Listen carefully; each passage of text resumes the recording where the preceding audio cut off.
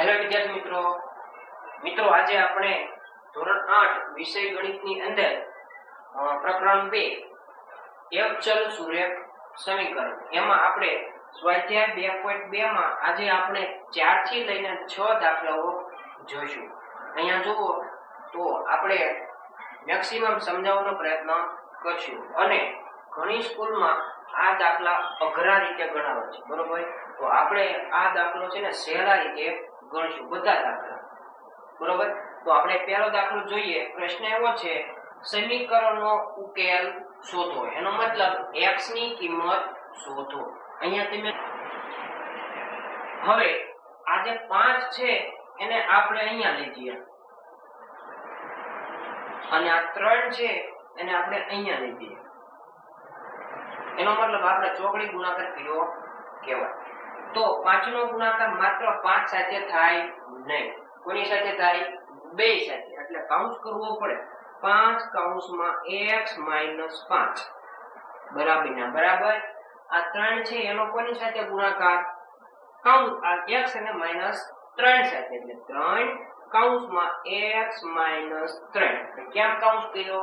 કારણ કે આ 3 છે એ માત્ર x ના છે નહીં, બેયના હોવાથી કૌંસ કરવો પડે। હવે આવા દાખલા આપણે 2.1 ની અંદર શીખ્યા, બરોબર। તો અહીંયા 5 નો ગુણાકાર કોની સાથે કરવાનો? કૌંસ સાથે। તો 5 નો ગુણાકાર x સાથે, 5x પ્લસ માઈનસ માઈનસ 5 નો ગુણાકાર 5 સાથે, 55 25 બરાબર ના બરાબર એમના। તેવી જ રીતે 3 નો ગુણાકાર x સાથે, 3x પ્લસ માઈનસ માઈનસ 3 નો ગુણાકાર 3 સાથે, 3 તેરી 9।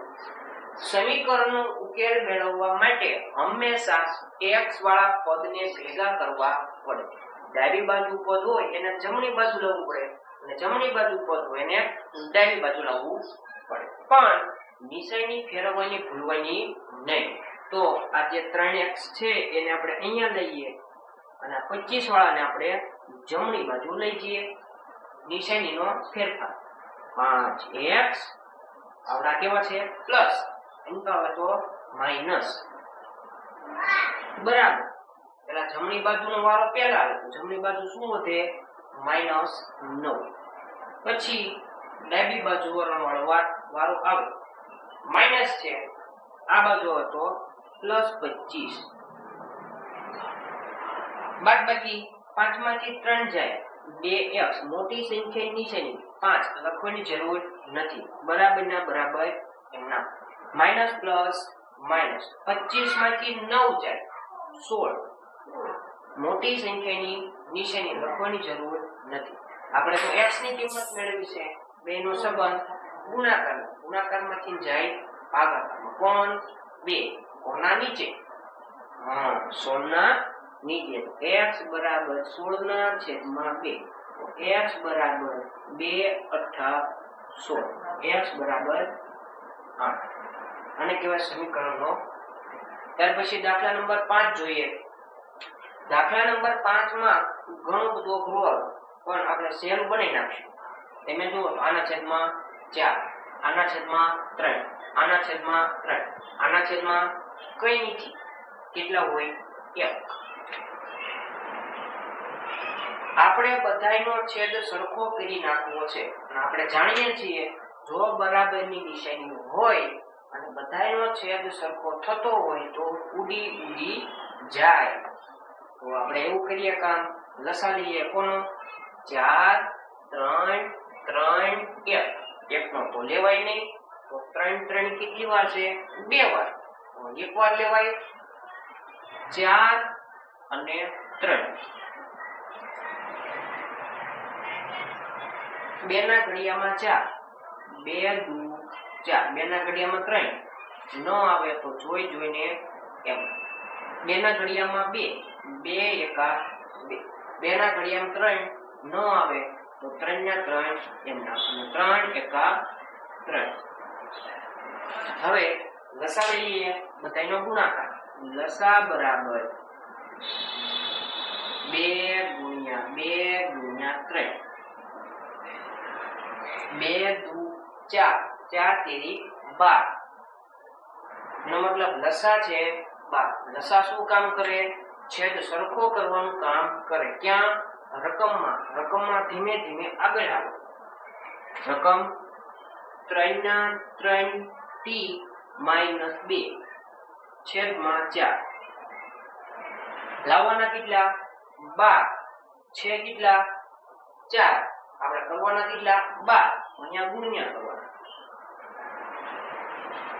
હવે ગુણાકારની નિશાની આપણે અહીંયા કરશું પણ આપણે ઊંધું લાગે એટલા માટે ગુણાકાર નિશાની અહીંયા કરીએ જેથી કરીને છે ને સીધું થાય 4 ના ઘડિયામાં 12 4 તેરી 12 તો 3 નીચે અને 3 ઉપર હકીકતમાં લખવાના છે અહીંયા પણ આપણે જાણીએ છીએ અદલા બદલી ક્રમ માટે લખી શકાય તો આપણે 3 લખીએ અહીંયા જેથી કરીને ગુણાકાર કરવામાં સરળતા રહે ત્યાર પછી ધીમે ધીમે રકમ આગળ જાઓ માઈનસ ના માઈનસ રકમ 2t + 3 છેદમાં 3 ગુણ્યા તો અહીંયા કરવાના પણ ઊંધું થઈ જાય છે એટલા માટે આપણે અહીંયા ગુણાકાર કરીશું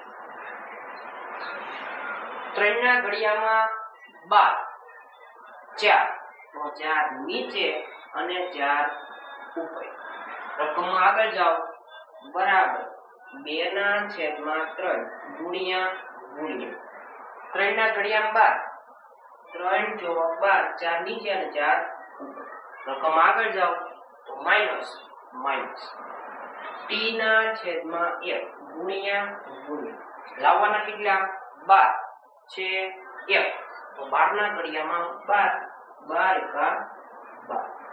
12 નીચે અને 12 હવે જુઓ તો બરાબર નિશાની છે બધાને છેદ કેવા છે સરખા તો ઉડી જાય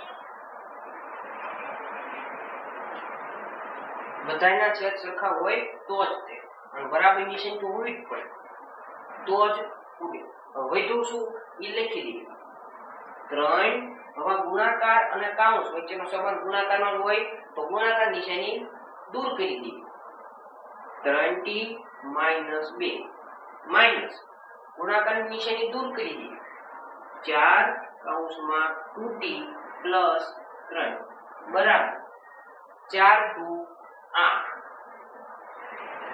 માઈનસ 12 નો ગુણાકાર t સાથે 12t હવે કૌંસનું સાદુરૂપ આપવું પડે બરોબર તો અહીંયા 3 નો ગુણાકાર 3 સાથે 9t ± માઈનસ 3 નો ગુણાકાર 2 થાય 6 હવે આ નિશાની સહિત આપણે લેતા જઈએ આપણા માઈનસ ના plus minus plus minus 4 × 8 8t minus plus minus 4 નો ગુણાકાર 3 સાથે 4 તેરી 12 બરાબર એમ નામ હવે આવા સિમ્પલ પ્રકારનું છે t વાળાને એક બાજુ ભેગા કરીએ ડાબી બાજુ અહીંયા પેલા t વાળા કોણ છે ડાબી બાજુમાં તો કે 9t છે અને 8t છે પેલા e નો વારો પેલા 9t - 8t હવે ઓલું જે t છે જમણી બાજુ એને આપણે ડાબી બાજુ લાવો પણ નિશાનીનો ફેરફાર અહીંયા તમે જુઓ તો 12t છે અહીં પાવે તો +12t થાય બરાબર ને બરાબર હવે જમણી બાજુ શું વધ્યું તો કે 8 વધ્યા પેલા એનો વારો પેલા હવે ડાબી બાજુમાંથી ધીમે ધીમે જમણી બાજુ લઈ જઈએ લાઈનમાં લઈ જવાનું ચાલો આનું કામ તો પૂરું થઈ ગયું છે અને બાકી લઈ જવાનું કેવા થયા પ્લસ t તો આવી ગયું છે -12 બાકી ને લઈ જાઓ જમણી બાજુ માઈનસ છે જમણી બાજુ જાય તો પ્લસ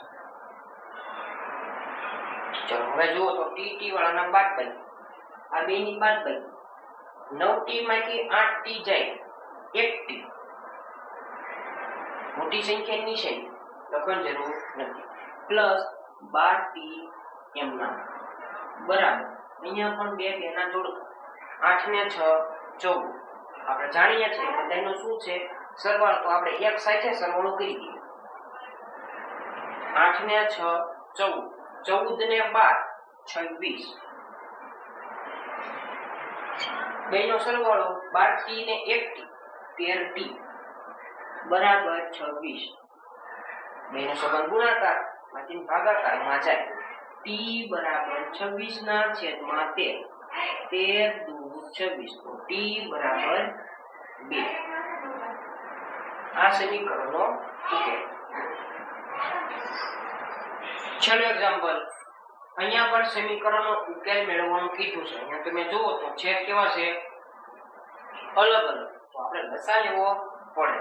આપણે જાણીએ છીએ જો બરાબરની નિશાની હોય અને બધાના છેદ સરખા હોય તો ઉડી જાય, જેથી કરીને દાખલો કેવો થઈ જાય? સરળ. તો આના છેદમાં કેટલા હોય? 1. આના છેદમાં 1. બધાનો છેદ સરખો કરી દે તો આનો લસા કેટલો આવે? લસા બરાબર 1 1 નો તો લસા મળે નહીં, તો અહીંયા કેટલા છે? 2 અને અહીંયા છે 3, તો 2 અને 3 નો લસા 6. લસા શું કામ કરે? છેદ સરખો કરવાનું કામ કરે. ક્યાં? રકમમાં. ધીમે ધીમે રકમ લખવાની અને ગુણાકાર કરતું જવું. બનાવવાના કેટલા? 6. રકમ m છેદમાં 1 ગુણ્યા ગુણ્યા લાવવાના કેટલા? 6. એકના ઘડિયામાં 6, 6 નીચે અને 6 ઉપર. ધીમે ધીમે રકમ આગળ જાવ તો માઈનસ, આપણે માઈનસ રકમ m માઈનસ 1 છેદમાં 2. અહીંયા ગુણ્યા કરવાના, હકીકતમાં ગુણ્યા અહીંયા કરવા છે, પણ ઉલટું લાગે એટલા માટે આપણે આગળ લખીએ. 2 ના ઘડિયામાં 6, 2 તેરી 6, તો 3 નીચે અને 3 ઉપર. અહીંયા ગુણાકાર લખવાની જરૂર નથી. કેમ? કારણ કે કૌંસનો મતલબ થઈ જાય ગુણાકાર, તો માત્ર મૂકી દઈએ 3.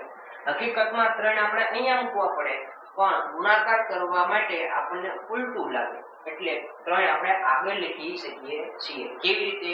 આપણે જાણીએ છીએ ગુણાકાર માટે ક્રમનો નિયમ. બરાબરના બરાબર 1 ના છેદમાં 1 ગુણાકાર ગુણાકાર લાવવાના કેટલા? 6. 1 ના ઘડિયામાં 6, 1 6 6, 6 નીચે અને 6 ઉપર. રકમમાં પાછા ધીમે ધીમે આગળ જાઓ. માઈનસ m માઈનસ 2 છેદમાં 3 ગુણાકાર 3 ના ઘડિયામાં 6, 3 દુ 6, 2 નીચે અને 2 ઉપર. હવે ક્યાં? અહીંયા, પણ ઉલટું લાગે એટલા માટે 2 ક્યાં લીધી દઉં? આગળ. જો તો બરાબર નિશાની અને બધાના છેદ કેવા છે? ગુણાકાર કરો એટલે 6 થઈ જાય. બધાના છેદમાંથી 6 6 ઉડી જાય. તો વધે શું? માત્ર અંશ. એટલે દાખલો થઈ ગયો સરળ. તો બેનો ગુણાકાર 6m નિશાની સહિત માઈનસ પ્લસ માઈનસ. 3 નો ગુણાકાર m સાથે 3m માઈનસ માઈનસ પ્લસ. 3 નો ગુણાકાર 1 સાથે 3 એકા 3 બરાબર બરાબર 6 એકા 6. નિશાની સાથે સાથે લેતા જઈએ. Minus plus minus. કેમ માઈનસ મૂકી દીધા? પ્રશ્ન થવો પડે.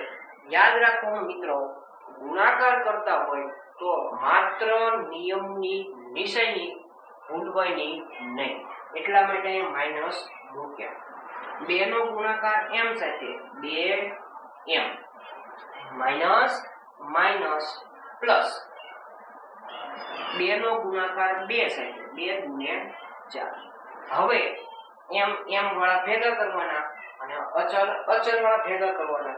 તો m વાળા પેલા આ બાજુ છે એને રાખીએ અને ઓલાને અહીં પા લઈ 6m માઈનસ 3m.